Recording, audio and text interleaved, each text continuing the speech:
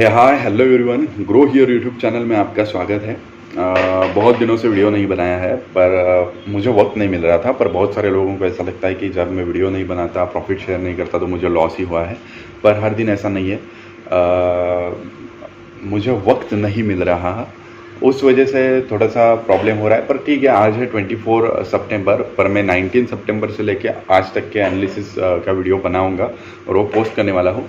तो यह है 19 सितंबर की एनालिसिस जो कि अभी आप देखोगे। 19 सितंबर को मैंने फर्स्ट कॉल लिया था by bank Nifty 41,100 call at 350।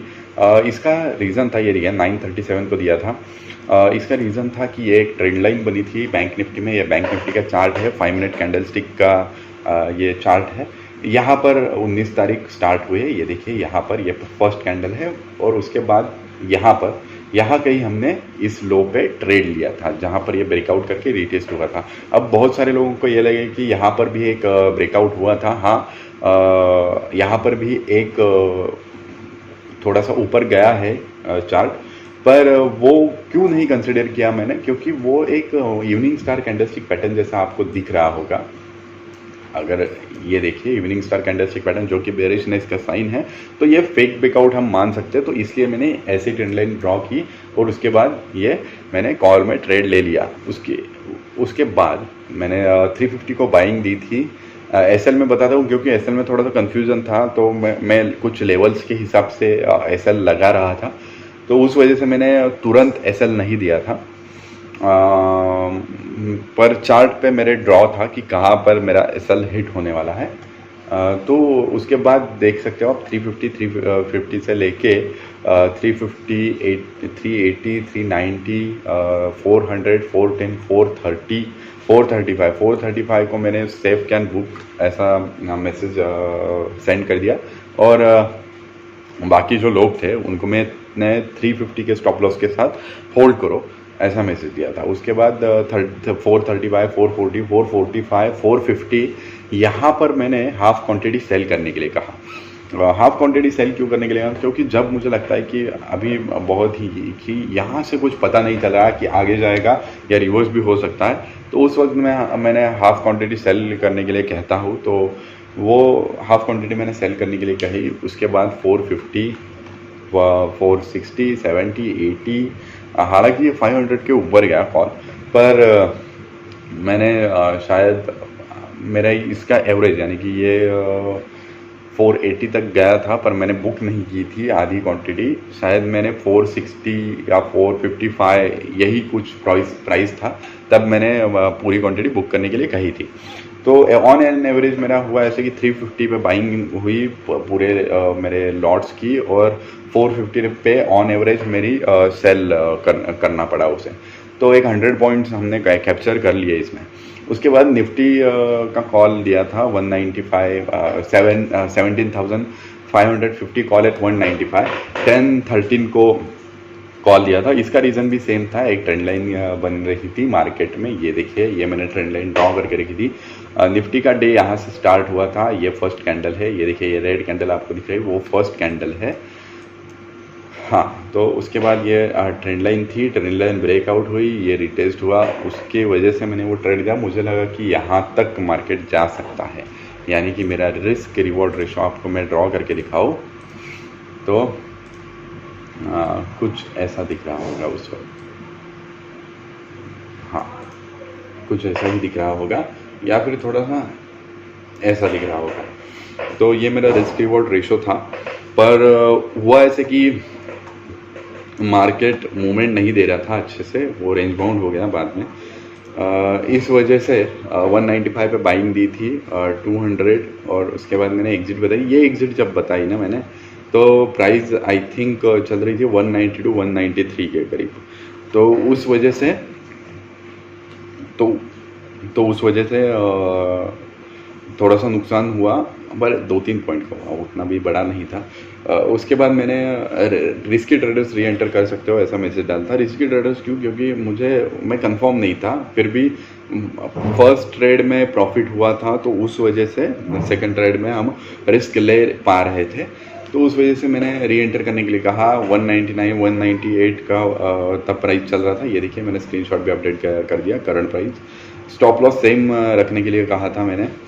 और उसके बाद 205 210 215 वगैरह मार्केट ऊपर गया, पर वो रेंज बाउंड मार्केट था, तो उस वजह से वो उतना ऊपर नहीं गया। ये देखिए यहाँ पर मैंने रिस्क रिवॉर्ड रेशो ड्रॉप करके देखा है।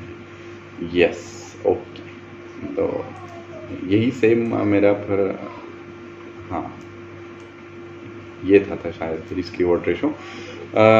पर हाँ वो नहीं जा रहा था ऊपर, तो मैंने फिर से एग्जिट करने के लिए कहा। जब मैंने ये एग्जिट करने का था तो 203 205 समथिंग प्राइस चल रही थी, या 202। तो जितना 2-3 पॉइंट का लॉस हुआ था मुझे, उतना ही ये एग्जिट पे रिकवर हो गया। यहाँ पर मैंने मैसेज भी डाल दिया कि मूवमेंट नहीं दिख रहा, बैंक निफ्टी की वजह से कंफ्यूजन हो रहा है। यानी कि जब बैंक निफ्टी इस वक्त यानी कि 10 को वगैरह, ये देखिए ये इतने छोटे छोटे कैंडल बनाने लगी थी 5-5 मिनट के, क्या समझ में आता है आपको? जूम करके दिखाता हूँ।